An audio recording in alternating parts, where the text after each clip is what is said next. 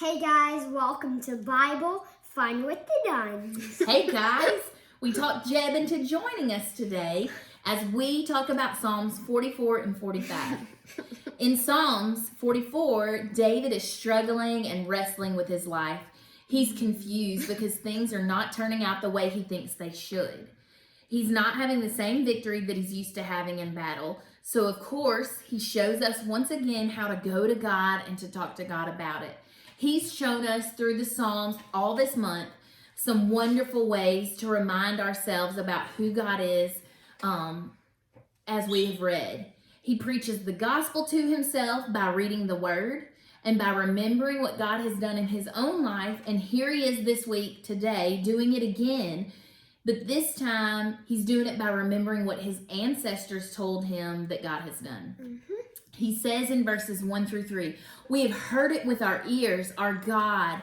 Our ancestors have told us what you did in their days, in days long ago. With your hand, you drove out the nations and planted our ancestors.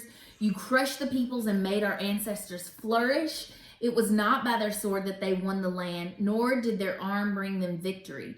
It was your right hand, your arm, and the light of your face, for you loved them."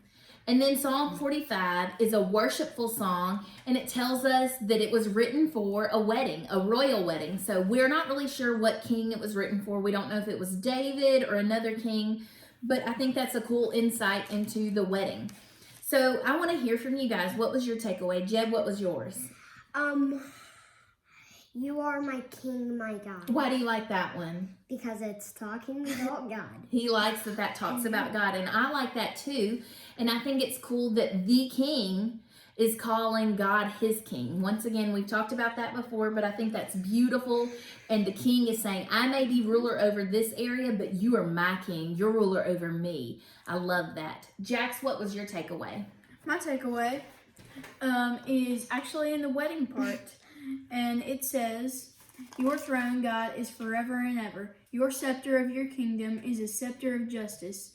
You love righteousness and hate wickedness. Therefore, God, your God, has anointed you with the oil of joy more than your companions."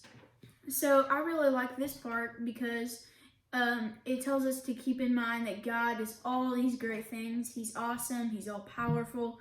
He's amazing. I agree. And I think that's a pretty thing to have in a wedding.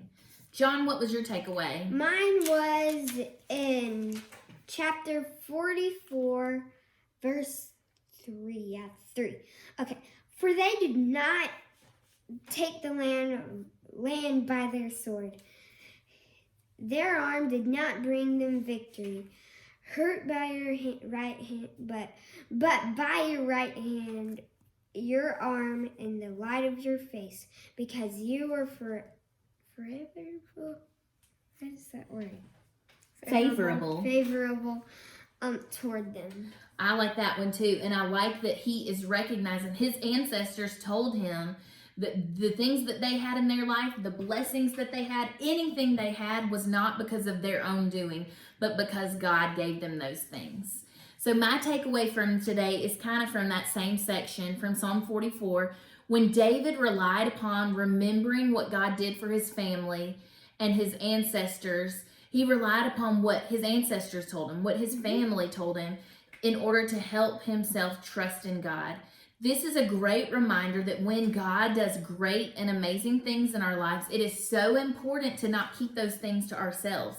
If God does something to make us feel seen by him or loved or noticed, let's tell everyone that we can.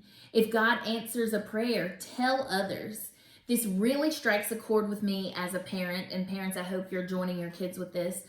We parents have a responsibility to share our faith with our children.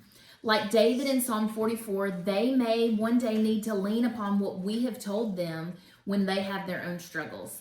So our questions today, we have some parent questions and some kid questions.